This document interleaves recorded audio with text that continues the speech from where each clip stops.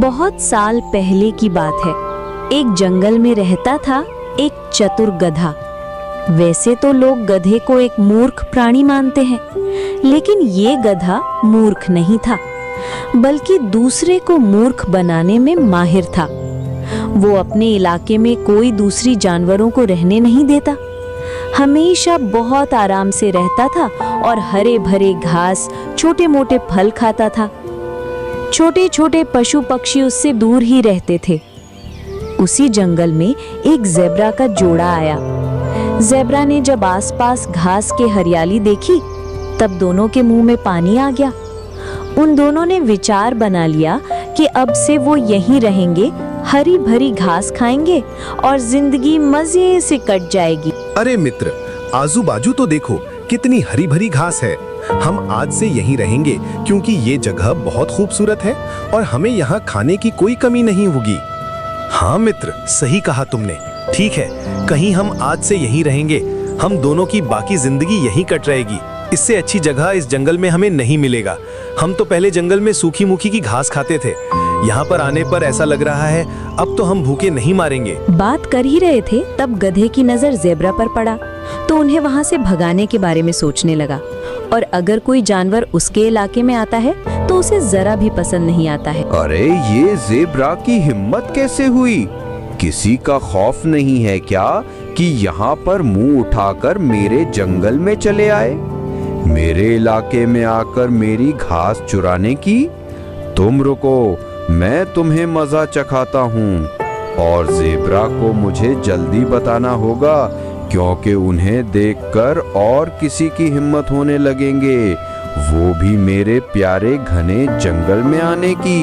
उसके बाद गधे ने इतना कहा तो फटाक से उन दोनों के सामने की ओर जाने लग जाता है।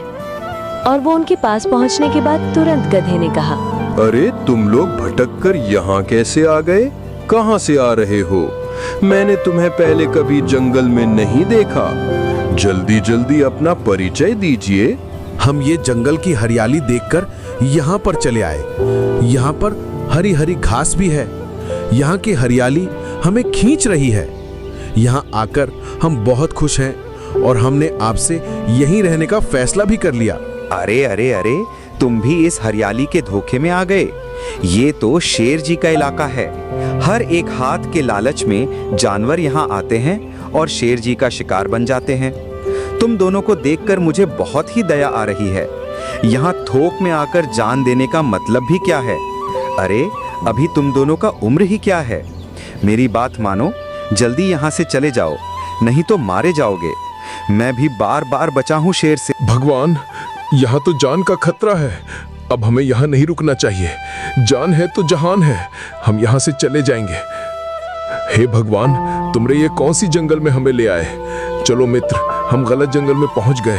मुझे इतनी जल्दी शेर का शिकार नहीं बना है। मुझे तो अभी बहुत कुछ करना है। अब गधा तो पूरी तरीके से समझ जाता है कि अब दोनों ज़ेब्रा ही जंगल में नहीं रहेंगे। वो तो मनी मन खुश होता है कि अब उसकी चालाकी काम कर गई है। इतने में सचमुच किसी शेर की दहाड़ सुनाई पड़ती है। दोनों ज़ेब्रा ये आवाज सुनकर बहुत ही डर जाते हैं। ज़ेब्रा के साथ साथ गधा भी डर जाता है और दोनों ज़ेब्रा वहां से दूर एक डांडे में जाकर लुक जाते हैं। गधा समझ गया कि वो तो भाग भी नहीं पाएगा। अब गधा के मन में बड़ी चतुराई आने लग जाती है। अगर चतुराई नहीं दिखाई तो वो शेर का शिकार गधा बन सकता है। तो वो चलती जल्दी मन में चतुराई का प्लान बनाता है और मनी मन कहीं लुकने का भी सोच रहा था, परंतु उसे ऐसी झाड़ियां नहीं दिख रही थी कि जहां पर वो लुक सके। बेचारे गधे को कुछ समझ में नहीं आ रहा था, तो वो सोचते सोचते फिर वो उसके बहुत करीब आ जाता है।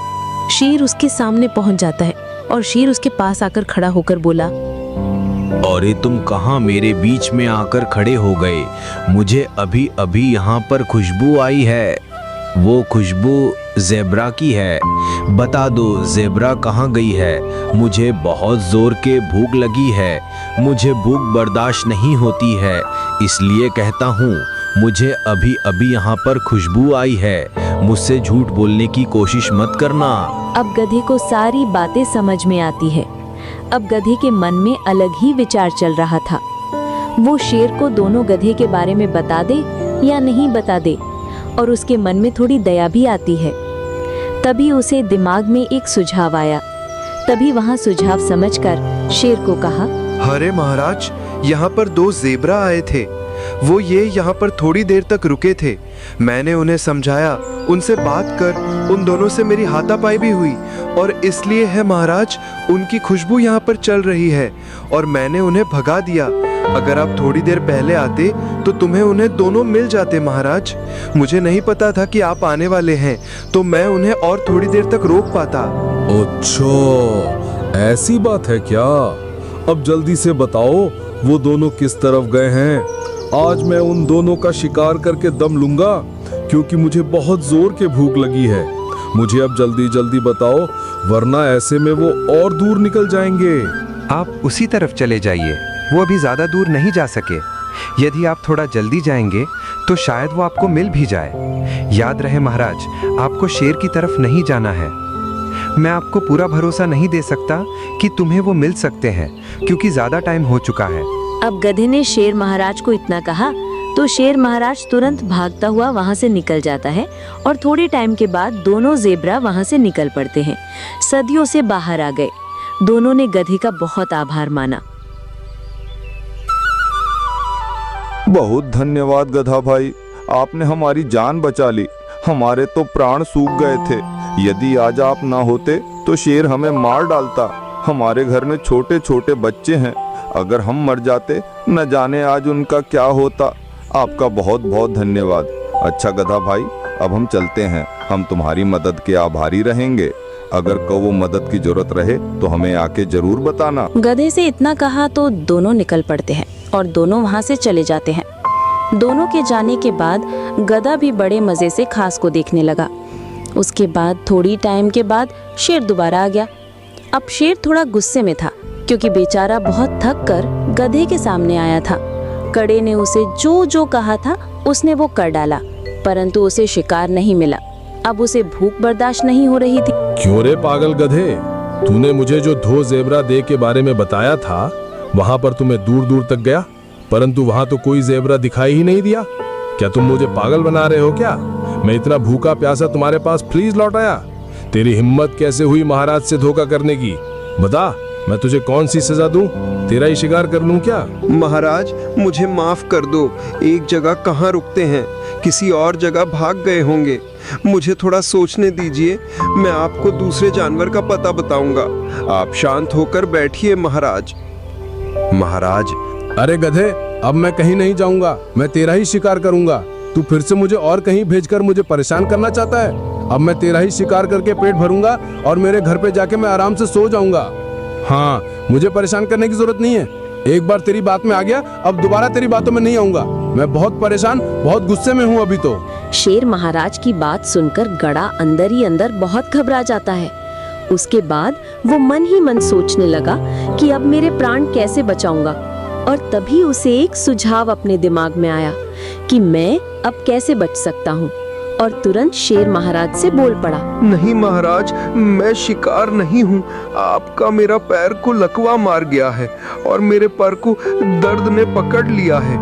ऐसा लगता है कि वो बहुत ही जहरीला कांटा है और मुझे ऐसा लग रहा है कि मैं अपने पैर को हिला भी नहीं सकता। ऐसे में महाराज, तुम मुझे खाओगे तो मुझे कैसा लगेगा? महाराज, जो मेरे पैर में जो लकवा मारा है, अगर किसी ने मुझे खाया तो उसके पैर में भी लकवा मार सकता है। महाराज, खाएगा अगर आप मुझे खा लोगे महाराज, तो कहीं आपके पैर में भी कहीं लकवा ना हो जाए और धीरे धीरे आपके परिवार को भी लकवा होते चला जाएगा। मैं आपका शिकार बनने के लिए तैयार हूँ, जैसा आपको लगे। मैं तो आपको सारी बातें बता दी। को निकाल दीजिए, इसके बाद खाने का मजा लीजिए। मैं तो आपके सामने हूँ, कहीं नहीं जाऊंगा, जाना चाहकर भी नहीं जा पाऊंगा। कृपया करके पैर पर निकाल दीजिए। शेर ने बड़े ही विचार से सोचा, गधा है लेकिन बात सही कह रहा है। इसका लकवा निकालने में समय ही कितना लगेगा। पहले लकवा निकालता हूँ, फिर इसे मारता हूँ। ऐसा तंदुरुस्त गधा फिर कहाँ मुझे मिलेगा। आज मेरे पूरे परिवार का पेट भर जाएगा। फिर उसके बाद गधे ने जैसा जैसा बताया था महाराज को, वैसे वो करता है। गधा ज्यादा नहीं बताया कि मेरे पीछे आओ। जैसे ही महाराज पीछे जाते हैं, तुरंत ही गधा अपनी चतुराई से पैर मार देता है। गधे के पीछे चला गया और जैसे ही पर की तरफ देखने लगा, तब गधे ने बड़े होशियारी से शेर के मुंह पर ऐसी लात मारी कि शेर को दिन में ही तारे दिखने लगे। शेर खड़ा होने की बहुत कोशिश की, लेकिन उठ नहीं पाया। शेर का जबड़ा पूरी तरह से टूट चुका था। इस तरह से गधे ने बड़ी चतुराई से शेर को मारकर अपनी जान बचा ली। बहुत दिनों पहले एक जंगल में रहता था एक चिड़िया। अपने आप को बहुत बुद्धिमान और चालाक समझता था, लेकिन वो असल में ऐसा था नहीं। एक दिन चिड़िया जंगल में घूम रहा था, अच्छे मौसम का आनंद लेते हुए। थोड़ी देर बाद उसको भूख लग गया। चिड़िया खाना ढूंढते हुए इधर उधर घूमता रहा। घूमते घूमते उसे एक जगह पर रोटी का एक टुकड़ा मिल गया। चिड़िया जल्दी नीचे गया और रोटी को चखा। अरे वाह, बहुत मजेदार है। मेरे किस्मत तो अच्छे ही हैं। आज आप कोई अच्छा जगह मिल जाए जहाँ पे मैं बैठकर इसको खा सकूं। किसी ऊंचे पेड़ के डाल पर बैठकर ही खाना पड़ेगा, ऐसे में कोई मेरा खाना कहीं ले ना चाहे। उनके बाद वो जल्दी जल्दी वहां से चला जाता है। चिड़िया रोटी को मुंह में लेते हुए ऊंची पेड़ के खोज में उड़ जाता है। चिड़िया इधर उधर उड़ता रहा। थोड़ी देर बाद उसको एक आरामदायक पेड़ दिखाई दिया। वो रोटी को मुंह में पड़े हुए पेड़ पर जाकर बैठ गया। उसी रास्ते से जा रही थी एक चालाक लोमड़ी। लोमड़ी इतना चालाक थी कि जंगल के सारे पशुओं को वो चकमा देते थे। लेकिन आज लोमड़ी बहुत भूखे थे। वो खाने के खोज में बाहर निकले थे। उसी समय वो चिड़िया को देखते हैं रोटी के साथ। रोटी को देखते ही लोमड़ी के पेट में चूहे दौड़ने लगे। अरे वाह, इस रोटी का टुकड़ा तो बड़े मजेदार लग रहा है। अगर मुझे ये मिला तो मैं अपनी भूख को मिटा सकती हूँ।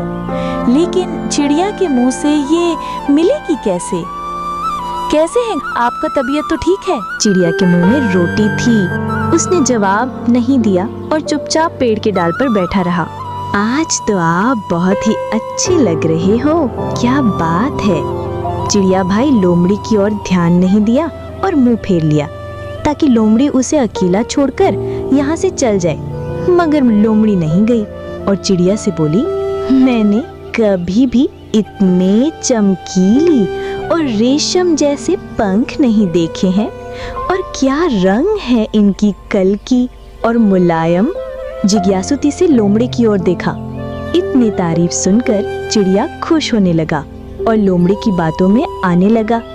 फिर लोमड़ी बोली, अगर बाकी के जानवरों ने नहीं बोला होता कि आपकी आवाज कठोर है, तो मैं तो आपको ही सबसे सुंदर और शानदार पक्षी बुलाता। इतना कोमल काला रंग किसी पक्षी में नहीं है। चिड़िया के मन में तो लड्डू फूटने लगा। उसकी इतनी सारी तारीफ मिल रही थी कि वो गर्व से फूलने लगा। पर आपको एक बात पता है, मैं इन सब मतलबी जानवरों के बातों को विश्वास नहीं करती। मुझे तो लगता है आपकी आवाज भी आपकी तरह ही सुंदर और मेरी शहर की तरह होगी। काश मैं बस एक बार वो आवाज सुन पाता। नहीं गया। अब वो अपनी इतनी तारीफ सुनकर लोमड़ी को अपनी आवाज सुनाना चाहता था।